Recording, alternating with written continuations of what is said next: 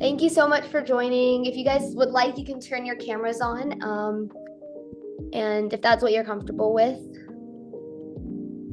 make sure you grab some water and stuff so you're ready and prepared for today's exciting event. Welcome to our Art of the Possible event with our guest speaker, Miss April Carr. We're so excited for you guys to be here.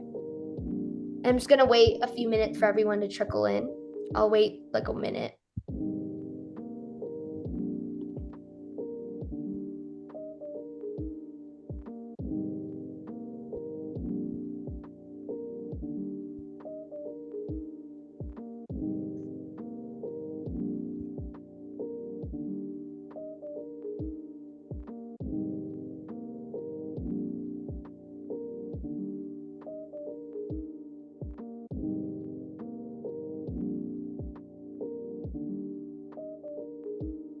Okay, guys, we're gonna get started. So thank you so much for joining. And I know that obviously I had to change the Zoom link, so it may take a few minutes, but I'll let people in as they come. But welcome to our Girls in the Corporate World event called Art of the Possible with our wonderful guest speaker, Miss April Carr from PepsiCo. My name is Pratika Karkwal, founder and president of Girls in the Corporate World, and I have with me some wonderful people who help make this event into a reality. Our Girls in the Corporate World officer team. So some of you are here with us today. Ella and Nirali, you can introduce yourselves. I'm Nurali. I'm the vice president of Girls in the Corporate World. And My name is Ella. I'm one of the technical managers. Yeah, thank you so much, guys. And they obviously helped run this, and thank you so much. So remember, this is a platform to have shared learning opportunities and connect with a network of talented young women and women. So we're excited for you guys to take a next step towards your future.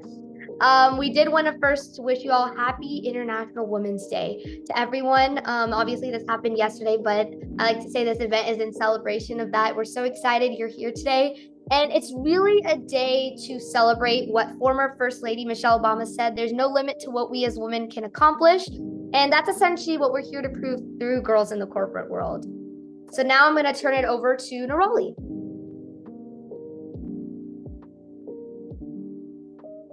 sorry about that.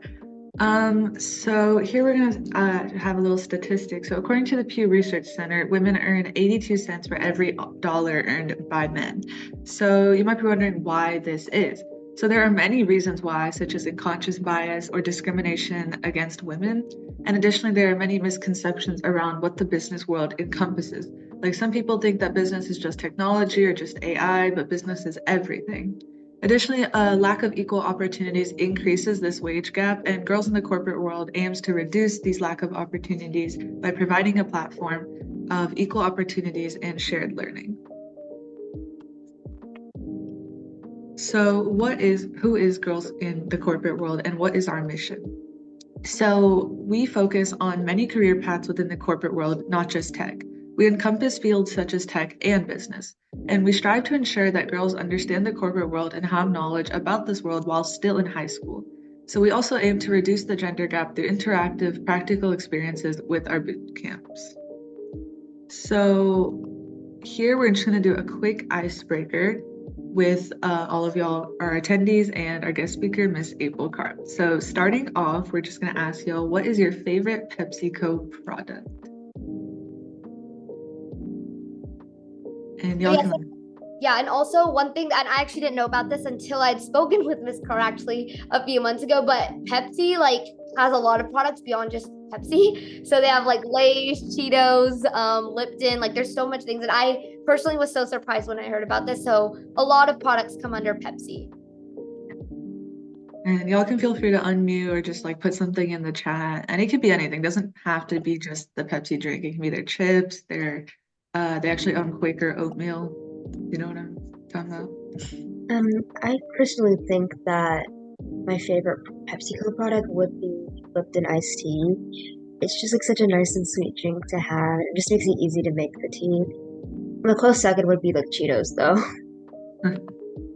Yeah, like me personally, I really like Cheetos, like the hot ones. So yeah.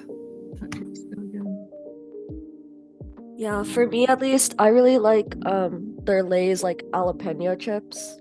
It's always like a really good snack to have with anything. So Yeah, I see we all like the spicy stuff. I agree. I totally love all this stuff too. Yeah, I would say personally, I'm actually a bigger fan of their sodas, which I don't know if the unpopular opinion, or Lay's potato chips, just a classic. Can't go wrong with that. For our next icebreaker question, I'm going to turn that over to Ella. Okay, now for our second question, who are women leaders you look up to? And the woman doesn't have to be traditional leaders like president, but just trailblazers in their field, essentially. Whatever field you're interested in, or just people you're inspired by. For me, it'd be like there's this tech leader. Her name's Reshma Sajani. She owns like multiple tech companies. She's like a lawyer. She's just super like innovative, and I really like her. Yeah, I agree. She's in a lot of things and she's like very inspiring. I totally agree. I think for me, so I kind of just admire people who have like a wide range of talents. So my woman leader would be Bridget Mendler. She was actually a Disney actor, but then she's like actually started to own many like tech startup companies, and I think she now like has a tech startup company for space itself. Yeah, Bridget Mendler is definitely super impressive. She has like a PhD from MIT, I think. You know, like the startup you said, she's a mom, like she does so much. It's insane. But for me, I would say my woman leader would probably be Serena Williams, I would say, because I know she's not technically in the corporate world, but just like how much she had to overcome and the discrimination, and she proved pretty much like all of America wrong. And she's like the number one woman tennis player. And it's just like really, um, yeah. Yeah, I would say for me it would be and I put her quote at the beginning too because I'm biased. I love Michelle Obama. I have like always looked up to her because obviously like I read a lot of her biographies and stuff, and I think like the fact that she talked about a lot of the times she was a woman of color, and obviously I can relate to that as well, and the fact that she overcame adversity, and obviously now she's known for her own identity beyond just being Barack Obama's wife. She's known as like she has her own strong identity. She's like an attorney herself. She does a lot of philanthropy work and like, a lot of public service work, which I really appreciate. And so I think she has like a strong purpose and passion. So I personally just love her. Wait, I see. Yep.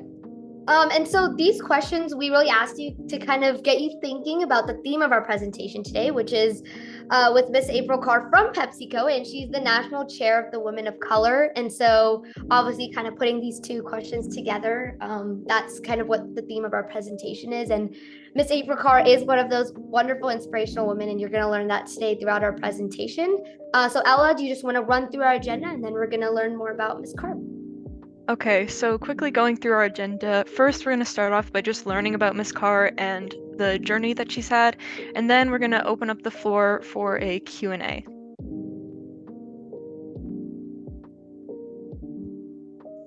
Now let's introduce Miss April Carr. She is extremely accomplished, as you can see here.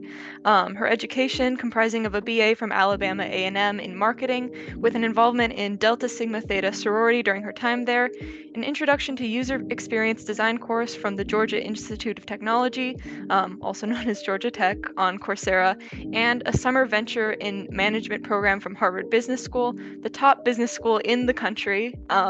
Additionally, here is a video of Ms. Carr discussing the Women of Color initiative at PepsiCo. Yes, let me share that here, and let me know if you can hear, because I don't know if audio is sharing right now. How do we share that? Hold on. Ella, do you know if I would have to share audio settings or share computer sound? There we go. Okay, hold on 1 second. National Chair for Women of Color.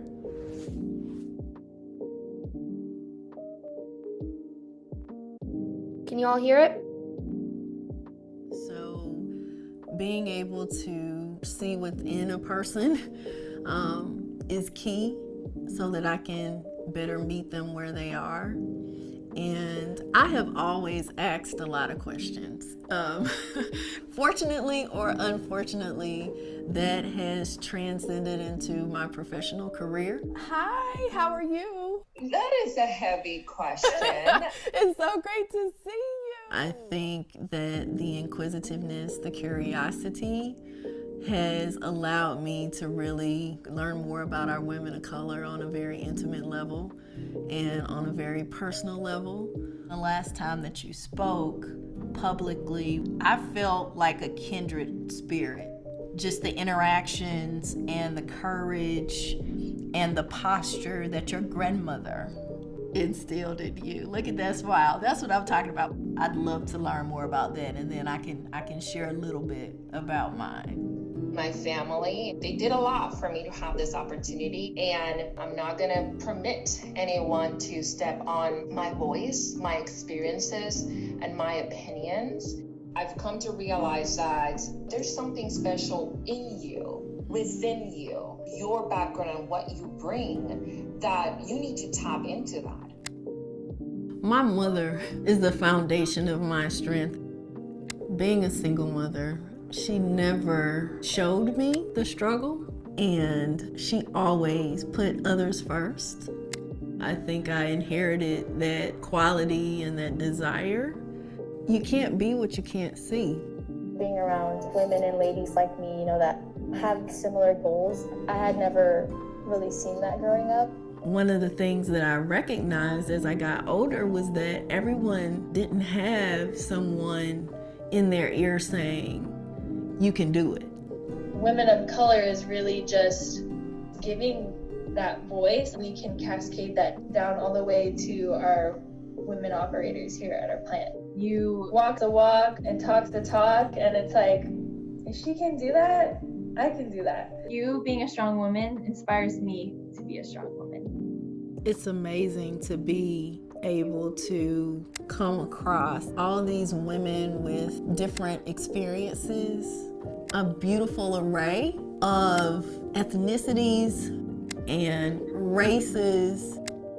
If you want to celebrate diversity, you want to be an ally for diversity of women, this is where it is. You have a group of strong women who support each other and not break each other down, and just giving each other the confidence that we need, that we can do this together. It is a sisterhood. We cry together, we laugh together, we persevere together, and we pay it forward together. Come on through. I'm not going to get in your way, I promise. I'm used to being in the distribution center and you steer clear. You're like, okay, give them room. They're working.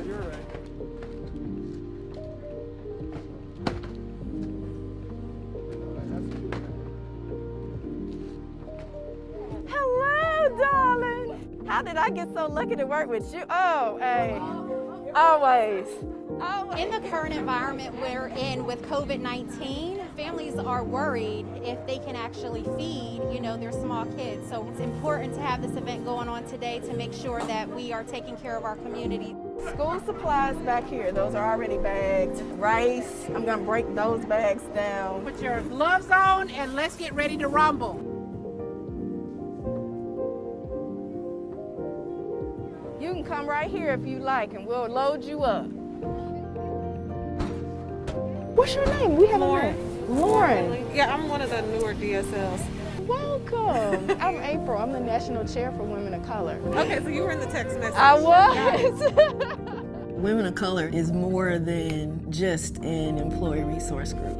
How are you? Good. I had this thing, I was emailed about some NRS team they're building. I'd love to see what the role is, and I'll back it. I'll advocate for it. It is a family, and you never have to feel alone. Thank you. All right, I appreciate it. Thank you so much. Oh my gosh, you got everybody. Guys, so I wanted to give you guys all some context for the Women of Color initiative and what it's about. As you can see, as Ms. Carr said, it's more than just an employee resource group. Hold on, sorry, I'm echoing. It's more of a family and a community. You can see that they do a lot of social impact work as well. And so that's kind of what they're trying to protect as they work throughout the years. So let's turn it over to the star of the show, Ms. Carr. And Ms. Carr, you can take it away. Thank you so much. Awesome. How's everybody doing? I like a lot of energy. I know it's Saturday, but you all invested in this time. So first, thank you for doing that on your Saturday. I think that is phenomenal. That shows a level of commitment, a level of just dedication, go get spirit that's going to really pay off as you continue to progress in your high school career and beyond. So just thank you for taking the time to be here today. We're going to talk about the art of the possible. How many folks have actually heard of that term before? Has anyone heard of it? Okay, perfect. Oh, go ahead. I think I've heard of it before. It's just like you should believe in it enough if you want to be able to accomplish it. That's exactly right in a nutshell, right? Oftentimes we really are short-sighted, either in terms of what we can accomplish, what's our next assignment for school, what's our next, what do we have planned for the weekend, those type things. Again, you just being here really shows that you're committed to understanding and really tapping into the art of the possible for yourselves. And so we're going to unpack it a little bit today, if that's all right. So let's go to the next slide. I want to double down, and yes, International Women's Day was yesterday, but this is Women's History Month, and so we're celebrating each of you all month long, and talking a little bit about how do we continue to empower not only the women that are in influential spaces, but the young women such as yourself that are going into either the corporate environment or whatever you desire to do as your next phase.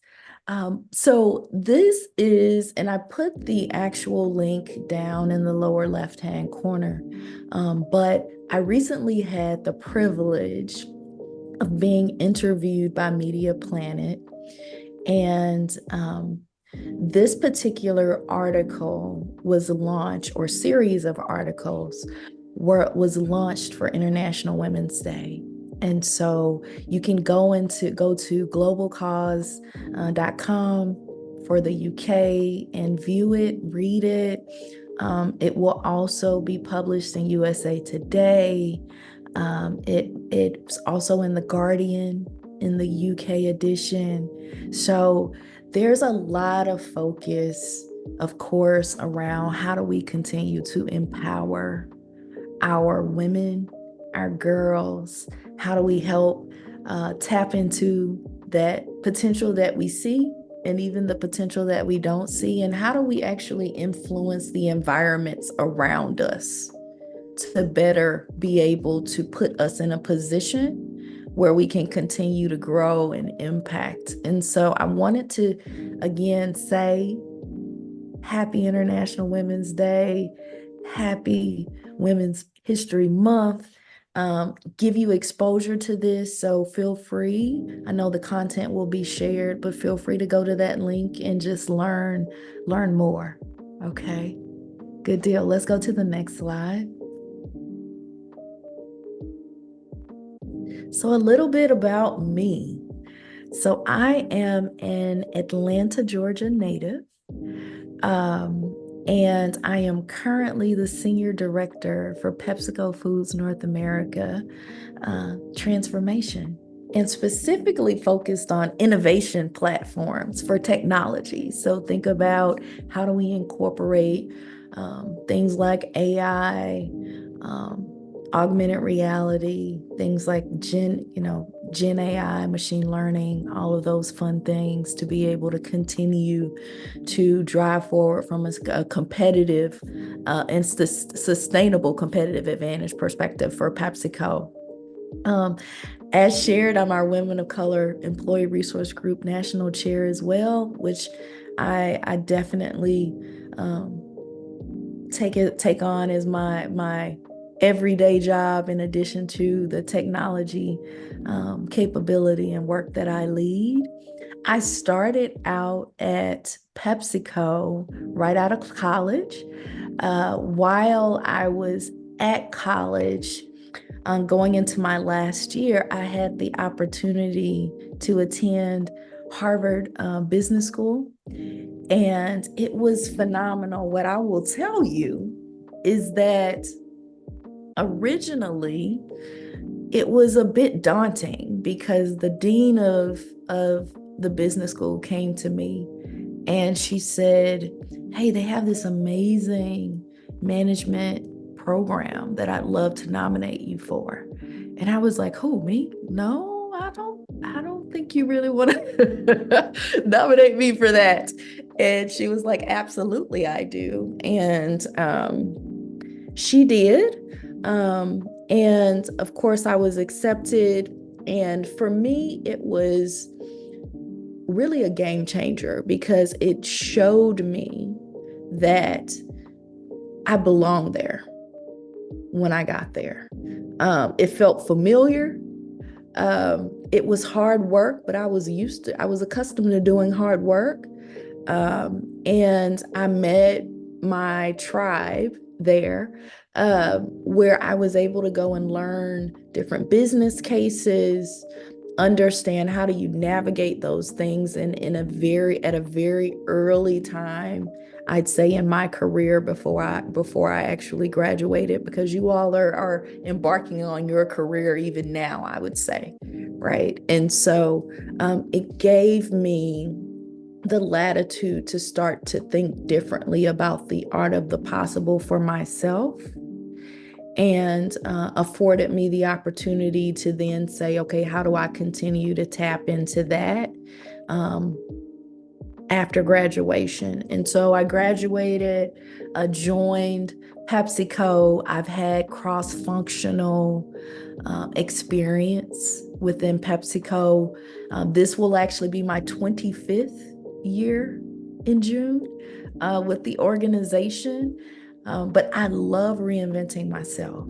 I think that's the only thing that's kept me there, is the opportunity to continue to reinvent myself.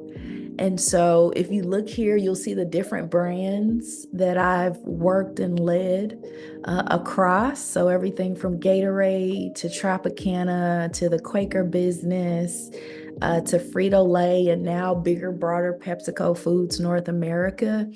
And I've done and worked in areas from negotiating transportation rates to leading several distribution centers in the Southeast, from Georgia to Florida to the Carolinas, to actually working in manufacturing, product supply. And throughout all of those different experiences, I was never afraid to be the first in those spaces. So what I mean by that is, within each of those functions, you have your primary role, but there's always ways to go and improve what you're seeing. And so in most of those roles, I took it upon myself to understand, how do I actually go and change a process, or think about a way to go and embed technology in a different, fresh way, and innovate in the space right where I was at. And then by getting results there, I was tapped to say, "Oh, how about you come and move to Chicago and let's go and activate here." Or how about, can you move to Florida and go help activate here? Can you move to Baltimore and, go help us here? And so I had the opportunity to go and do all of those key things, and was able to come full circle into my second headquarters role, where now I'm in the digital space. And so where I lead in the digital space is really more from a strategic perspective. And we'll talk a little bit about those on the subsequent slides, but a little bit more about me personally. I absolutely love doing things like this, getting the opportunity to meet new amazing people. share my perspective, hear about yours. I love being a part of the communities. I'm on two boards from a board of directors perspective, two nonprofits, and love that. I also coach as a business coach at Georgia State University for design thinking and their Digital Learners to Leaders program. Family motivates me, culture motivates me, my faith motivates me. You see one of the Williams sisters here. That's motivation for me. In addition to her being a tennis player, she actually has her hands in 64 different products, services, companies through her ventures. And so there's tons going on. And then just holistically from my mantra in terms of leadership and career, for me, leadership is it's a verb, right? It's an action. It's definitely not a position. So know that each of you play a role in terms of how you lead. People see you, they watch you, they watch what you do, and all of those things really make up who you are as a leader. So know that you don't have to have the title to step into the space, because there's certainly gaps there that are there for you to fill. And then just make sure, similarly to this platform, that you continue to pay it forward. And I also love to travel. So that's just a little fun fact about me before we jump into it. So let's jump into the next slide. And Miss Carr, I do want to say, like, I appreciate you really emphasizing the idea of having that faith in yourself. I remember, like, in the video we just watched, like, one of your mentees was saying how, like, you having that power and, like, it's kind of like contagious, right? So it's like it helped her feel inspired as well. Seeing you inspired her. And so I hope the girls in our space also feel inspired. And most importantly, like, believing that it is possible. I know you talked about you've done a lot of things where you were the first to do it. And I know before our call, we were talking about how, like, that's the reason with wonderful leaders like you that PepsiCo is really able to innovate, because of the people that are trailblazing and creating that culture of innovation and doing things. Maybe it's the first time doing it. And then also, like, just that idea of that if you're passionate about something, you can do it. And I appreciate you emphasizing that, because sometimes we're scared to try new things. We're scared that it's outside of our comfort zone, and I know we can relate to that as like young women. So it's really grateful, and we appreciate you saying that. Absolutely. I think just to piggyback on that, being in the technology space, and with us all being, women of color, we may not see examples of where we might want to go already there for you, but it doesn't mean that you can't be the first, right? When I think about my specific team, which is a primarily diverse team. I'm over 70% female, over 80% people of color on my team. And we were able to go and launch from a strategic lens and a delivery lens, the very first PepsiCo Foods North America AI selling app for our employees, for the entire Frito-Lay sales organization. And so it was an amazing opportunity to be able to go and change the trajectory of an entire organization based off of providing, this new technology capability to our associates, to the folks that actually engage with our customers, and showing up in a very informed way to make sure that the products, the solutions that we're providing are store specific and consumer specific to be able to meet those needs of the communities that we serve. And so just super excited about that opportunity. The next couple of pages, what I'll step you all through and just want you to think about is the art of the possible, transformation, what does that mean?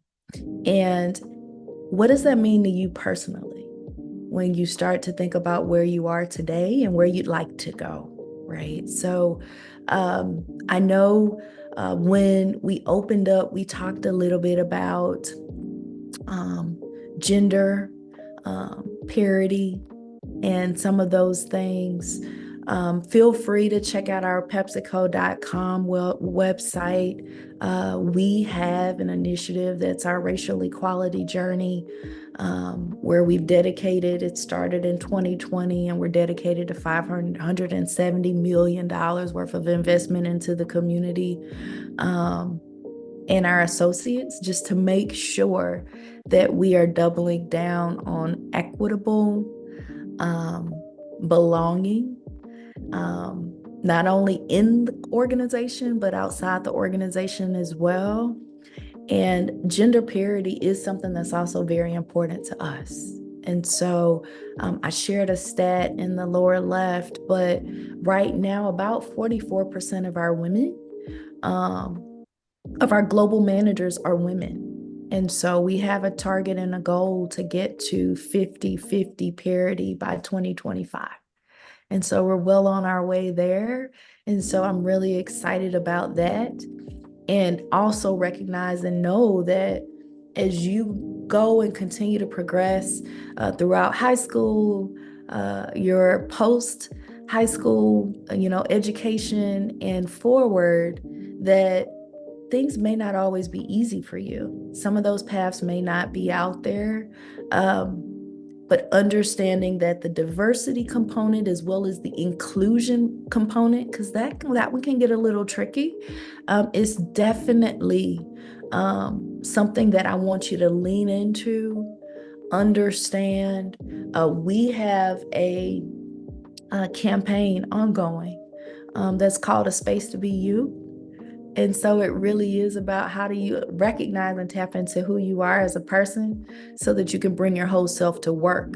So as you're thinking about transformation, as you're thinking about what's next for you, step one that I'll give you as homework, and it's something to think about real time, is it's really important that you understand and embrace who you are. I think at our on the surface, we know who we are, or we think we may know who we are. But if you start to peel back some of those layers, you may find that there are some other things that are in there that are maybe untapped, that can get you to the next level in terms of art of the possible. So definitely think about what those things are and embrace them.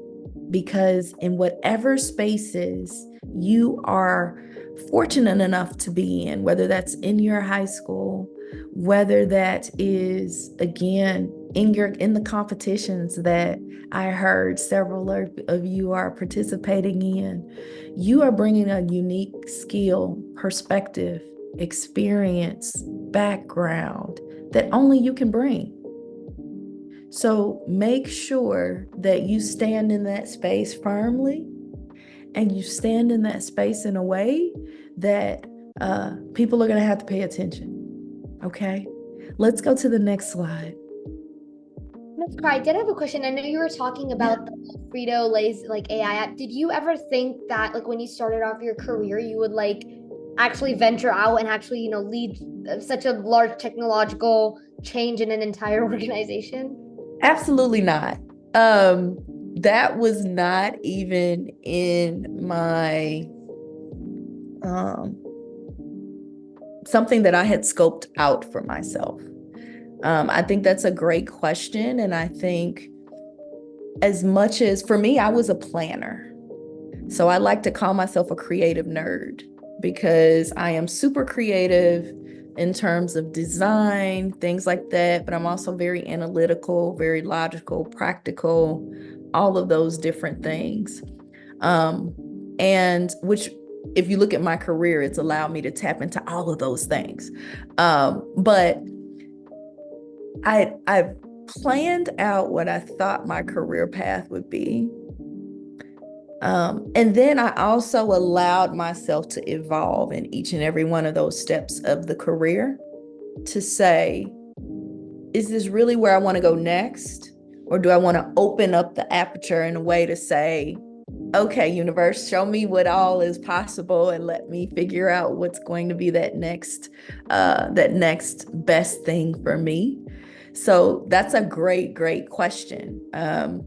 It's awesome to plan, but know that sometimes the universe will work in a very special way that will give you exposure to something different that you may not have known existed, or you may run across something where you say, okay, I knew that was there. I just originally didn't envision myself doing that thing. And then if you didn't envision yourself doing the thing, then you really have to ask yourself, why not? Don't ask yourself why. Always ask yourself, why not? Okay.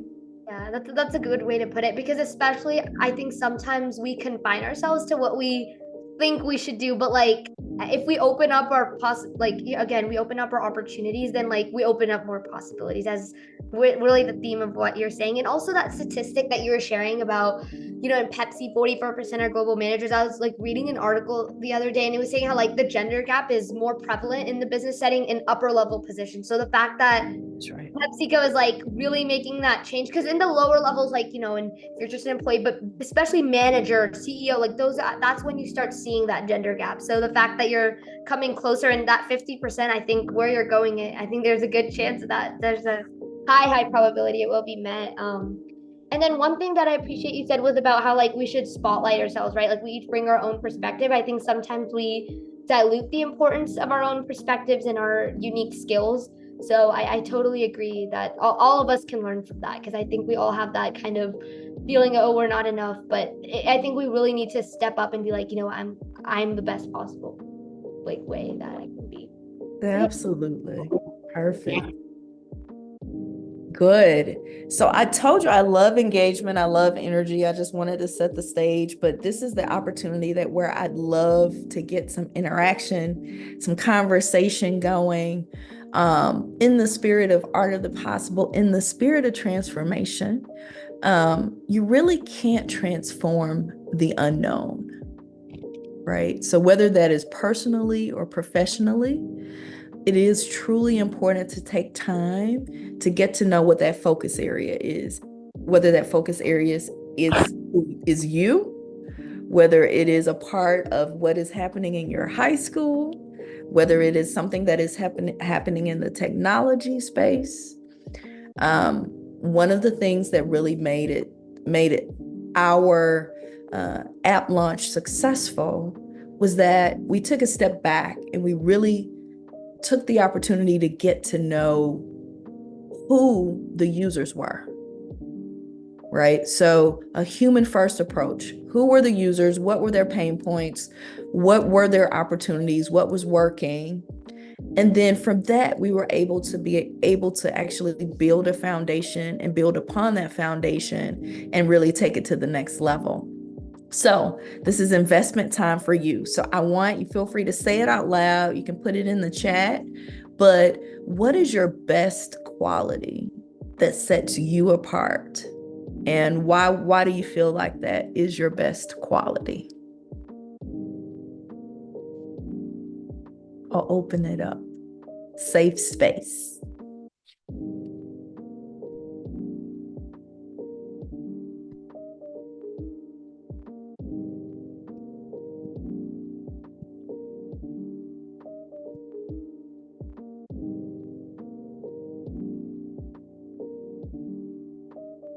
I'm just gonna go ahead and start off the discussion, but I would say for me personally, my best quality that sets me apart is probably like my personality, or like how pretty much I talk a lot, and it's like pretty easy for people to get along with me, and that can lead to like deeper connections in the long run, or help like in like group projects and stuff. For example, like we can get our work done quicker because there's less of like an awkward period and things like that. Perfect. Thank you. Very similar to what you just did, right? So yeah, that's spot on. And it's a difference that makes a difference. What else? So I heard personality, I heard deep connections. I really feel that my ability to speak with people and just really like create a little nice environment to chat with, kind of really like creates that like one-on-one communication with the person that really just sets the tone of the conversation. I think like it makes people more likely to agree with me, and it makes it easier for negotiation. Love that. Love that. So creating a nice environment, being able to talk one-on-one, and communicate that way. I think I'm hearing you say safe space almost, right? I think that matters a lot. And just one more thing. Thank you so much for being here today. Oh, my pleasure. Absolutely. Good. What other qualities? This is kind of similar, but like I think my quality to make sure that like no one feels excluded in a conversation, like everyone make sure that their opinion is like known and heard. I think that's kind of a quality that I have that's unique. I love that. We literally, I was on a panel yesterday for our Southeast region, and that was one of the main things that I talked about was how as a leader is how important it is to actually show up in rooms that maybe your teams can't be in and to give voice to the great work that they're doing, right? Like, how special is that? Like, that is amazing to be able to go in there and champion the great work that somebody else is doing. And when they are in rooms, giving them the floor to talk about it. Right? You don't necessarily have to be the one to always talk about what's working great. Let the person that's doing the work talk it. They deserve to talk it, right? So no, thank you for sharing that. I think that is an absolute amazing one. And Ella, I see what as an introvert, someone reaching out always resonates with me. It does make a difference, right? Because you have introverts, you have extroverts, and just because I'm an introvert doesn't mean that I don't want to engage. It just means that I engage differently and I exert my energy differently, right? And so having that balance of introverts and extroverts, it makes for a really, really cool engagement. Awesome. Any other best qualities to share? I love this.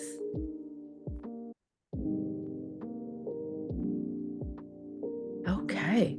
No, I think this is good. This is good. This gave us some really good base to be able to go into the next slide. Let's go to the next one.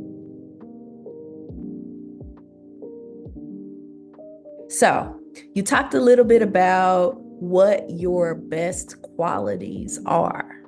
And if you didn't have an opportunity or chose to say, hey, I just want to kind of think about that, and reflect internally, that's fine too. But hopefully you are reflecting on what those things are. So understanding who you are and embracing that is step one. Step two is really discovering what does transformation really mean. So there's transformation, there's business transformation, there's digital transformation. There's all these different ways that play into what transformation is. So there's a couple of different definitions that are highlighted here. So one is a thorough or dramatic change in form or appearance. So that is from the Oxford Dictionary, and then vocabulary.com had a similar type spin to it. It took more of a personal type lens. And then if you look at it from transformation to business transformation, that is really making fundamental changes in how the business or the organization runs. So that's looking at it from a couple of different areas. So everything from the workforce to the processes to the technology. We usually say people, process, technology, That is the three-legged tool that you can't really have one without the other, and they all need to work in sync in order for transformation to be effective. And then we start to get into digital, my sweet spot. So digital is really about very much of the same processes, experience. So a lot of times people in the digital technical space believe that they have to have coding or that they have to have a lot of that technical skill set to be able to be effective in digital. You don't necessarily have to have the full suite to be effective in digital. But what you do need is awareness to what processes are influencing that technology and how people experience that technology. And you also need experience to the culture. So think about all of those external components that may influence your technology, right? So all of those things come into play, and you can be in a very experience-based role or a strategic role that's going to complement a lot of the technical expertise across the different teams that are working together to create that, technical product, that digital product, that app, that website, whatever that may be. And when you think about transformation, you can't think about it without thinking about, okay, why are we doing it? Right? Like, what's the purpose? The purpose is always, and from a digital lens, it's to drive fundamental change. I think that's with everything, right? So it's recognizing, is it an efficiency play? Is it to make me more agile? So more flexible? I talked a little bit about my own personal transformation and being able to flex to a lot of different roles, being able to go into new, unique spaces, being able to make quick impact. That's really, really important. But you can't do that without first understanding what's the current state and how you can go and influence that current state. And the last question over on the right is it relevant? So that came from LinkedIn. I know several of you are on LinkedIn, but why do it if it's not going to be relevant? So in the digital space, we know we're bringing in a lot more next gen capabilities. Personally, for each and every one of you, think about as you continue to transform in high school, in college, post-education, whatever your career choices are, always think about the relevancy of your evolution in the space. Personally, like, what does it mean to you? And then also professionally, how is it getting you closer to what your ultimate goal is? And if you don't know what your ultimate goal is right now, that's okay.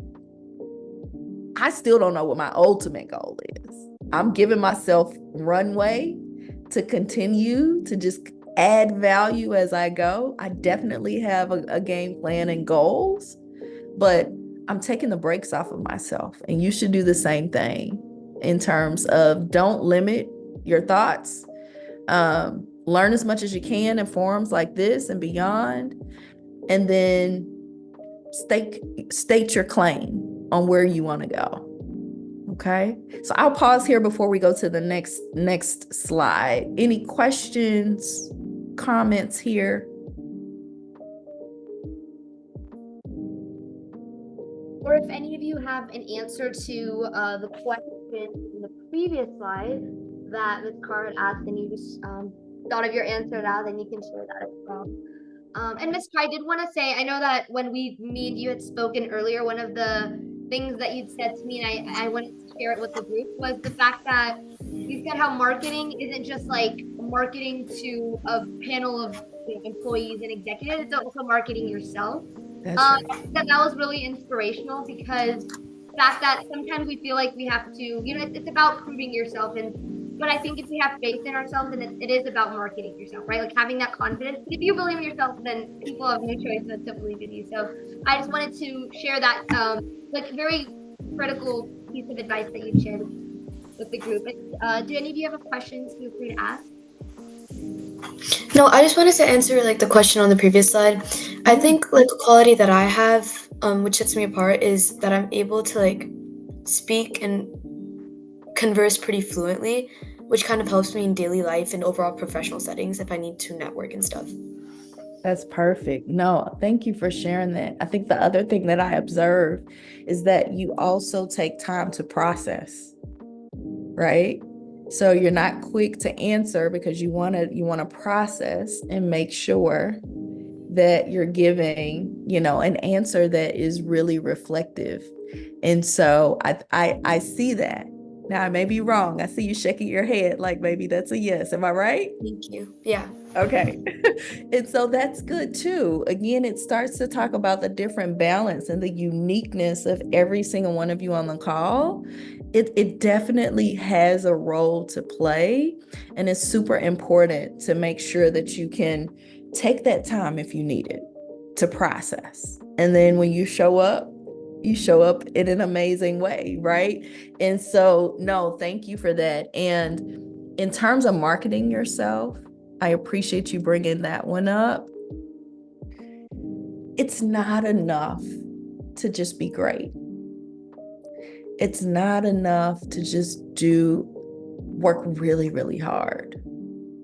If nobody knows what value you're bringing, right? And so I'll say personally for me, it took me a very long time because my mom taught me to be humble and not to brag, and right, like let your work show for you.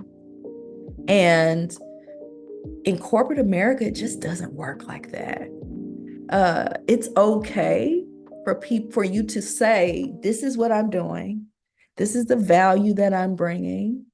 This is how I'm impacting. I heard many of you say that you have a level of care for others. You want to make sure that you're providing safe spaces for other people. You want to make sure that their voices are being heard. All of these different things, you want to go in and develop deep connections. All of those things are extremely important.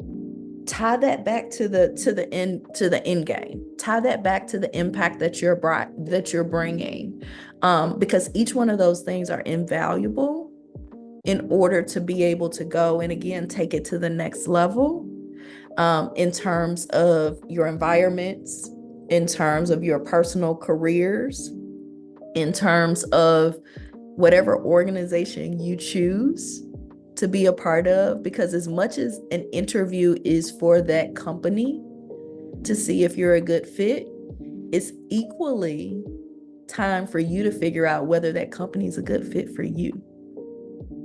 Right? So make sure that you walk into that space again with your head held high, and that you really know what those qualities are, and you can articulate and market yourself so that everyone else knows it too.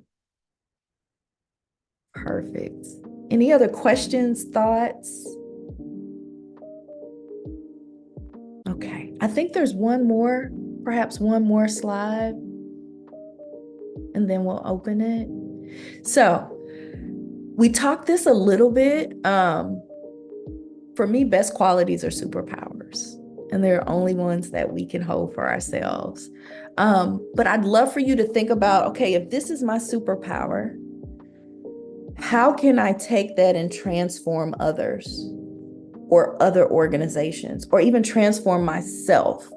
A lot of times people will say, okay, what's your strengths? What's your opportunities? And they'll say, okay, go work on those opportunities. What they don't say is, if you have a strength, you can also tap into that strength and elevate that strength. So make sure you augment that strength too, right? Because that's your muscle. Here I have just a couple of different areas. So to just consider, right? Do you want to transform the users of your technology?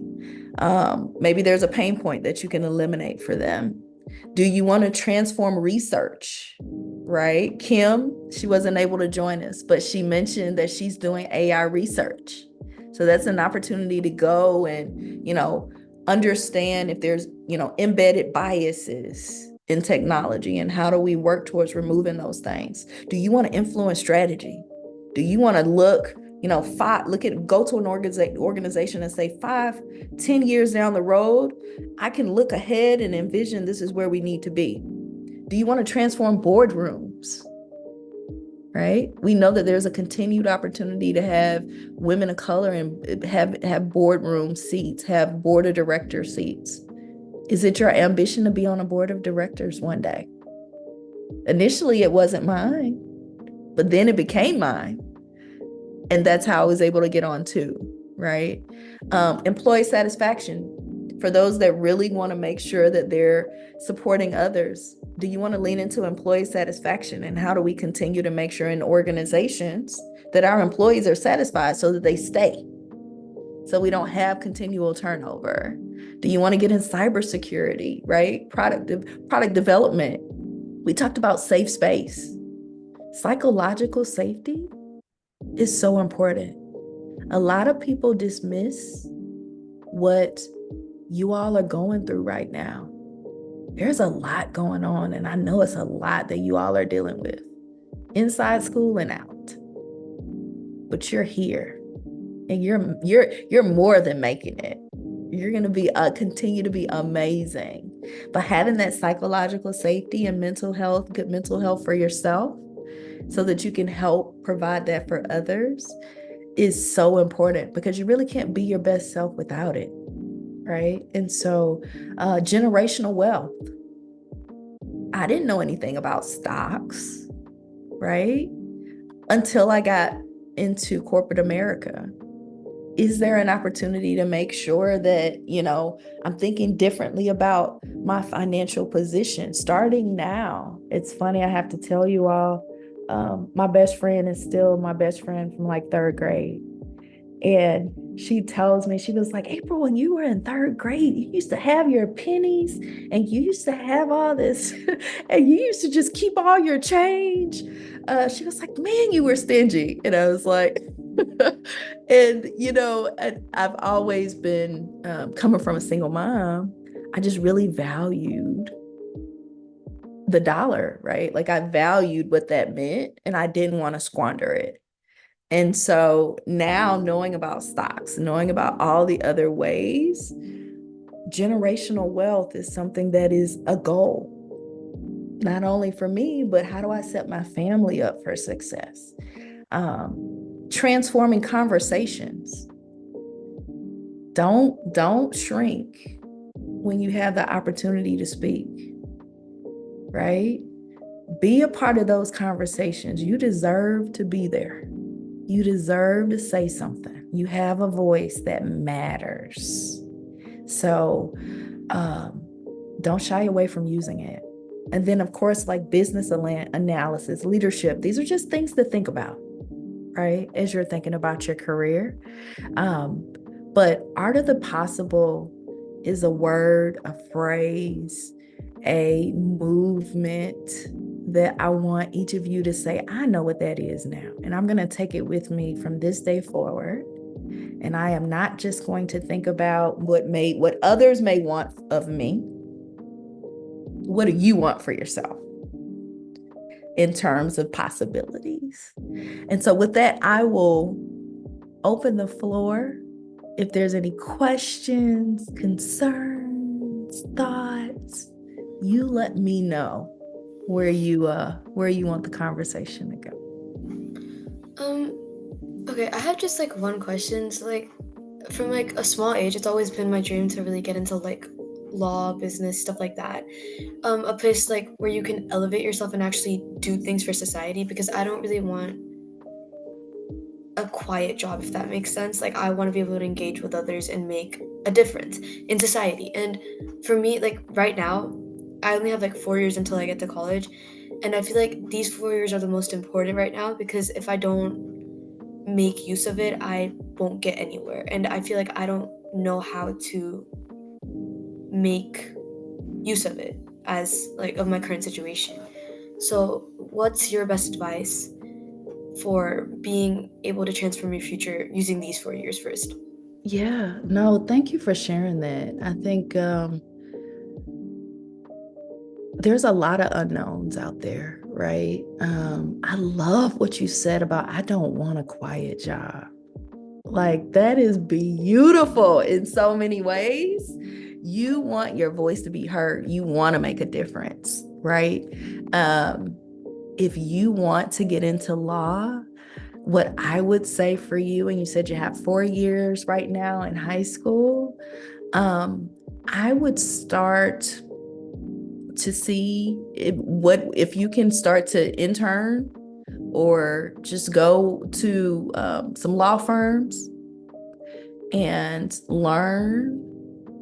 Ask them, hey, can I come, 1 hour a week or, 1 hour a month, just to start to get some exposure. Because what that does is, as much as you are getting exposed to the environment and what it will take, they are also getting exposure to you and all the greatness that you can provide. So you may think that as it stands right now, you feel stuck, you don't really know. Just talking to you today, I see something there. So you just have to show people what that is, right? Like, sometimes just being in the room and having the conversation will open up the opportunity, right? What's your advice on how to like secure said internships? Like, do you email? Do you how would I do that? Yeah, so I'd say a couple of different ways. So research, see what firms are nearby. I would say from there, perhaps ask if you can research and see if they have any type of internships. Some may not, but it doesn't mean that you can't still secure time, right? And so I would reach out, I would send an email, I would call and just ask if you could set up a 30-minute conversation. You're interested in, learning more about the firm, potentially, volunteering at the firm. And you'd be surprised at how many people would be willing to do that. You can go on LinkedIn and you can look around, try to do a little bit of research on LinkedIn as well. I would, but I'm like underage, like I'm only 13 right now, but legal age is 15. When you're 15, you can do it. Don't worry. I know it's so annoying because I had to wait like 2 years, but just at least like for LinkedIn, I mean, Miss Carr, because like you would have to wait for the proper, like, I think it's 15. That's when for LinkedIn. Okay. So what you could potentially do then is you'd probably just have to go and research on the internet then, right? If while you're researching on the internet, you can still research to understand positions within the law firm that you may be interested in, and you can still reach out, try to see if you can get information and reach out that way. Right. So there was internet before there was LinkedIn. So there is definitely still a way to get around it. But I love the ambition of it. I would just like to ask a quick question. So like what you see in your job day to day, are there any technical skills or anything like that you think are getting more important? So things like coding skills or just general public speaking skills that you think everyone should have? Yes, and yes. So public speaking is most definitely something that is extremely important. And it's transferable. So it doesn't matter what role you have, being able to communicate effectively will always serve you well, right? Coding is also something that's not going away. right? It will always be something that is beneficial. It will always be something that is needed and necessary. I would also say there's tons of free certifications that are out there as well when you think about next gen capabilities.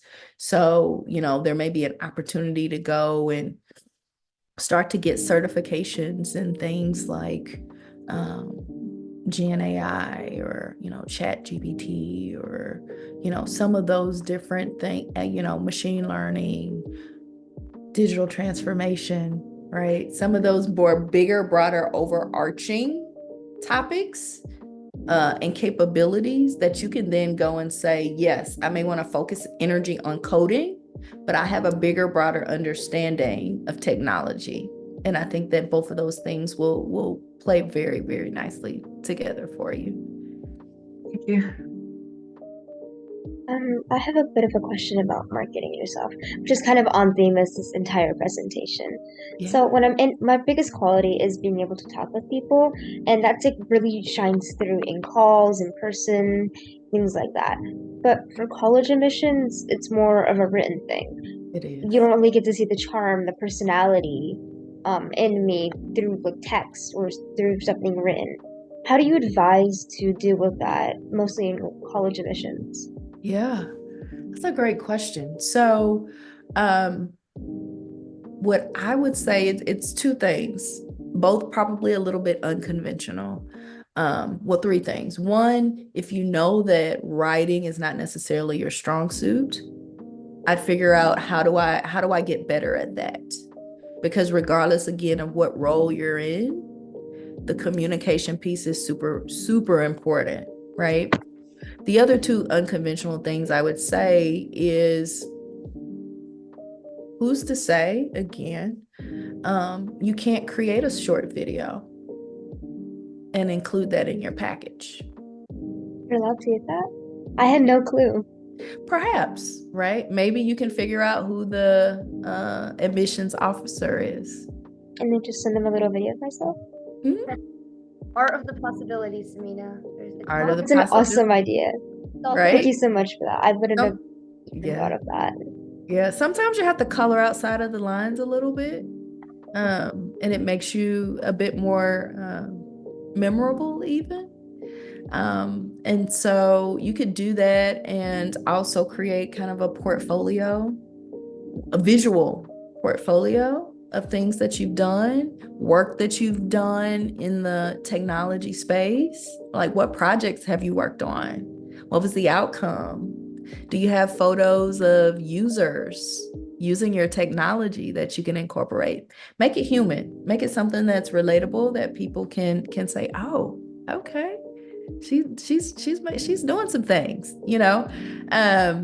But those are kind of ways to think outside of the box to still be able to, and it may not be something you can attach specifically to your college admissions or to the actual process, but it doesn't mean you can't send it separately so that people can get to know.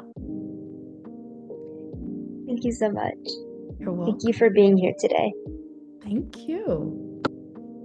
What other questions, comments? Feel free to share in the chat as well, or if you want to unmute, that's even better. I would say like a really other key question is so like part of like admissions process, right? What extracurriculars do you think would stand out to Ivy League colleges? Yeah. So I would say sometimes it's not necessarily which ones specifically, it's what you're doing in the ones that you're in. Right? So again, storytelling, marketing, all of those things are so important. Think about the ones that you're currently in. Find extracurriculars that you're passionate about, ones that you think you can do really well in, ones that maybe stretch It's like, hey, I'm not great at it, but I want to become great at it. Right. If you can show,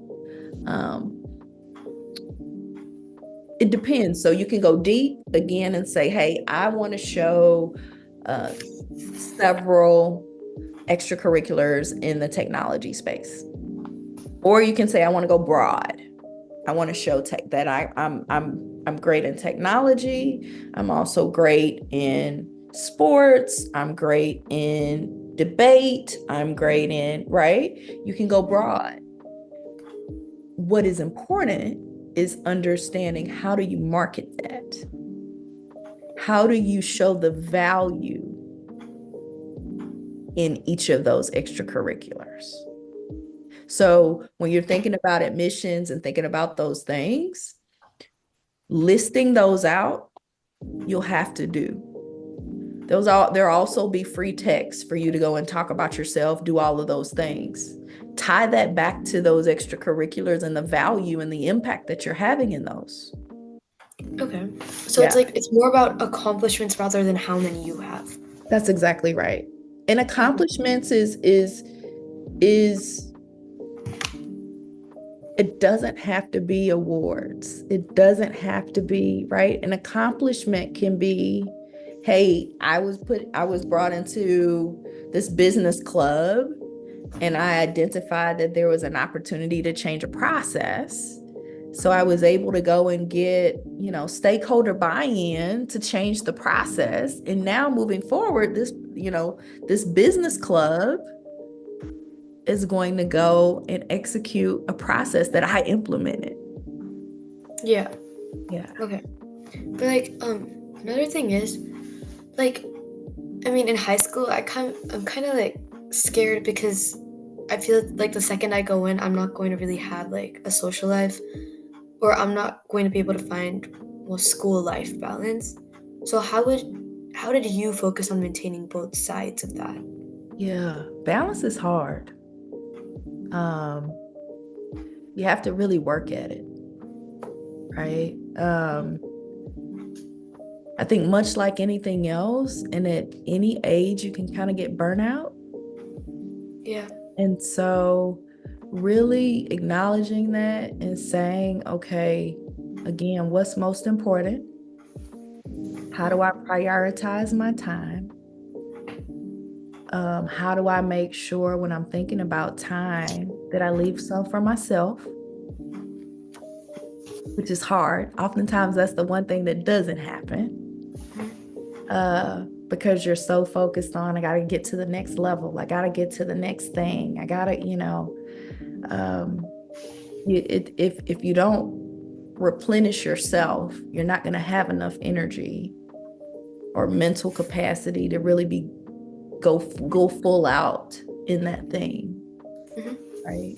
So prioritization is really, really important. You're not gonna, when I was in high school, actually, I did a lot. A lot. Because I had, again, that's the creative nerd side. So student government, bands, you name it, everything. Band is a lot. Band is so much. Band is a lot. Yeah, especially in high school.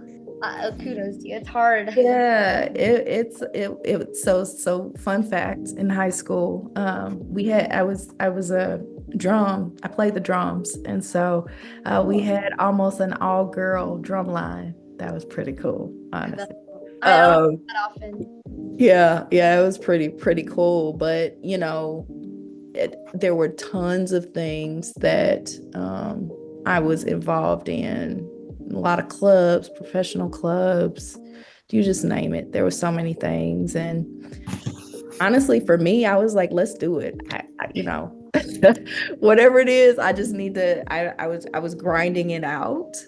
And I was okay in that moment. But if at any point you're starting to feel burnout, you need to acknowledge it and then just reassess and say, okay, what's highest priority for me? What are the things that I can go and do extremely well instead of just trying to be all things to all people? Thank you. You're welcome. Ms. Car, I do. I know you're asking for comments. I do want to appreciate, like, when you're talking about art of the possible. I know in the previous or like 2 slides ago, you talked about like the or this one about like how even in the business world, there's so many like things you can do, and I think that that's one of the reasons for creating Girls in the Corporate World. Is like I wanted people to realize that, because I talk to a lot of girls and they're like they think it is just tech or it is just management, or you know what I mean. But there's like so many things within a firm. And most importantly, I liked how you talked about like really leveraging your strengths and your potential, because sometimes I think we forget to see that. And as you're saying, like, you know, it is important to be humble and not brag, but it's not a bad thing to highlight your strengths, because that kind of gives you like courage on your own, right? Because as you said, it's like marketing yourself, and if you don't believe in yourself, then nobody else will believe in you. So I agree with that. And then that idea of passion, like aligning your passions like with whatever like purpose it is. Because if you're enjoying what you do, I know you're very passionate about, like, I know you've grown the Women of Color initiative a lot. Like in our past conversations, I've definitely noticed that even in your video, like you've grown it a lot from where it is. And you know, that 44%, I know you probably won't, I know you're humble, so you won't say, but I think a lot of it is due to your like championing that cause through the Women of Color initiative. So I really appreciate that, because I know it's really hard to bring change to such a large organization at a like macro level, at such a big, like obviously it's not just a national, it's like international. So it's like hard to bring that change to such a huge firm. So I really appreciate that. I know a lot of the girls here, based off of like our interaction, I can tell we're all very inspired by what you were saying, based on also your mentee from the video. I think we all resonate with that idea. Does anyone else have any questions or comments or thoughts? If you guys want to say anything to this card, feel free to do so. And I think I will say, like, in order to make it happen in terms of the transformation, the change, even the, you know, getting closer and closer to the gender parity goal, it takes a village to do it, right? You can't do it all by yourself. So it's really, really important. I have an amazing Women of Color leadership team. No different than I have an amazing team that, you know, is working in the technology space. I would say don't get overwhelmed by how massive things can be and feel. You have to start somewhere, make an impact, and then build on that, right? Because if you look at everything, it may feel a little bit daunting, but you can make impact right now where you are. Do that. Because the other thing, even in talking to other leaders, it's like people come in and they may say, okay, I want to be promoted like today. And they're like, well, but you've been here, you know, 2 months. It's it's like, okay, make a huge impact. Certainly continuing to grow in the organization is really important. Like, don't allow your trajectory to be staggered or stifled, I should say. But a leader once told me, bloom where you're planted. I just have like one more question. It's so coming from like a background which you don't have like all these resources from, how were you able to jump from high school to Harvard and then climbing the corporate ladder to become the person you are today? Yeah, that's a great question. So I didn't start out with a ton of resources either, at all. My mom worked really, really hard. And now that I'm grown, I can see just how hard she worked. She never really showed it to me, if that makes sense, but she worked really, really hard. And with me coming out of college or coming out of high school, I knew that my mother couldn't pay for college. Like, we just didn't have resources like that. And so I started looking for any and every scholarship and grant I could find, any and all. whether it was in the field that I was, targeting, which I have a marketing degree. So that's how marketing comes back full circle, right? You market, everything you do ties back to marketing. Whether that's yourself, whether that's your app, whether that's your team, you're always marketing. But I tap into any and all free money that's out there. That would be, I mean, I literally, I was on Google every day trying to find different scholarships. And I was fortunate enough to get a full scholarship to Alabama A&M. And then I went to Harvard by way of Alabama A&M. So I didn't have that Harvard program. So look up Summer Venture in Management program. But that was a free program. And it was a 1 to 2 week program. It was the very first time that I actually took a flight, was to Harvard. And so, yeah, go after the free money. Okay, thank you. Thank you so much. If anyone else have any last few questions before we wrap up. Continuing on that line of thought, are there any other big scholarships that you recommend? Honestly, I'm not certain which ones are out there now. So I would say, again, I looked at ones that were in the field that I wanted to go in, but I also looked at, are there scholarships that are focused to minorities, right? People of color, girls of color, women of color. I looked at, if I had extracurriculars, are there scholarships or grants associated with those extracurricular activities in some form or fashion, right? There's a lot of foundations out there that offer grants. So look for grants for freshmen. I'd go based off of whatever the classification is and just open up the aperture and see what's available and see what you qualify for. And like I said, go after the free money. Scholarships, grants, you'd be surprised. I can't even tell you some of the names of some of the scholarships that I ended up getting. And so that paid for my room and board, right? So tuition was paid for. Then I was like, I need to pay for my room and board and my books. So that's where those other scholarships came in to be able to supplement that. Thank you so much, Ms. Carr. And before we go, can everyone stay back for a quick group selfie? So that way we have this memory. Obviously, it is very special. So let me just quickly remove our. Okay, great. So Nurali, me and you will take the screenshots just so we have some extra. Everyone smile, and if you can, turn on your camera just so we see our face and not just the black Zoom box. So. Everyone smile and just stay in that smile position for 10 seconds, okay? Because I have to take multiple screenshots. Hold on 1 second.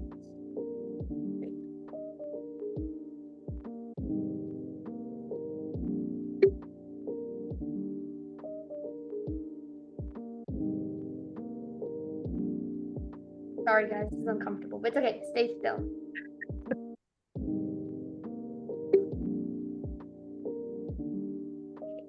Taking 2 or 3, so bear with me.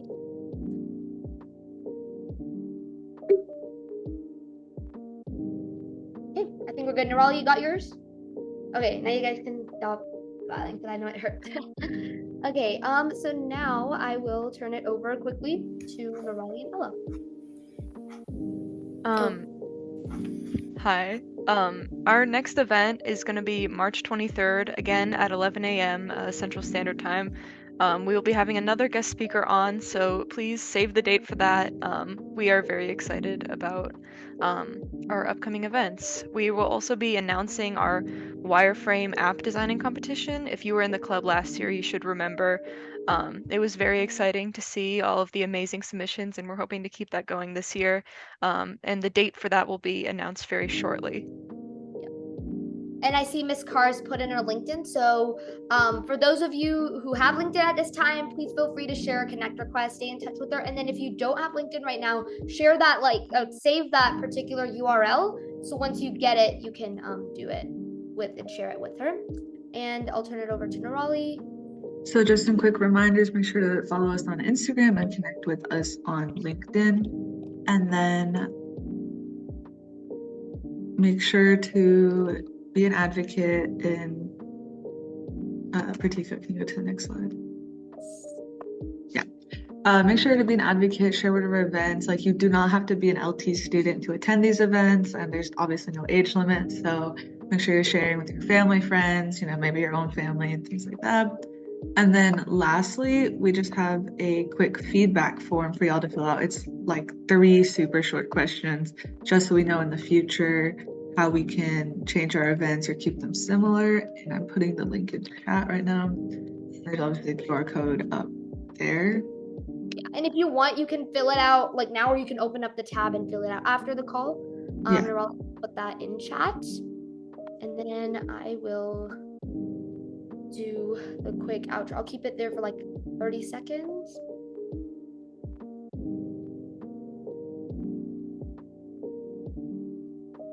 Okay.